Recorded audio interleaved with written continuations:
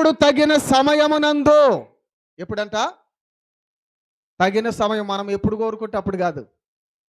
ఇక మనం ఎప్పుడు కోరితే అప్పుడు ఉన్నతంగా మమ్మల్ని దీవించండి, హెచ్చించండి, ఆశీర్వదించండి అని మనము మొరపెట్టుట కాదు. దేవుడు ఆయన తగిన కాలములో ఆయన ఒకదానికి ఒక సమయాన్ని కేటాయించాడు. ఓకేనా?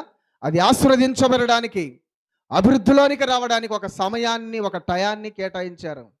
అందుకే చాలామంది అంటారు, ఇప్పుడు నీ టైం జరుగుతుంది కానీ అంటారు కదా.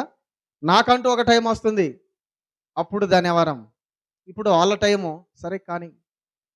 అలాగే దేవుడు కూడా నిన్ను ఉన్నత స్థితిలోనికి తీసుకురావడానికి ఆయన ఉద్దేశంలో, ఆయన తలంపులో, ఆయన ప్రణాళికలో ఒక సమయాన్ని కేటాయించాడు.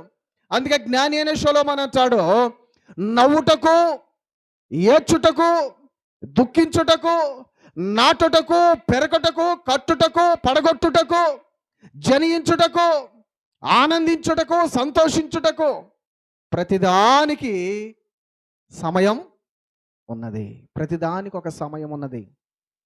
మనం ఎగిరితే కుదరదు, ఎంపర్లాడితే కుదరదు, కావాలి కావాలని రోదన చేస్తే కుదరదు. ఆయన ఇచ్చేటువంటి దాని వరకు మనం వెయిట్ చేయాలా.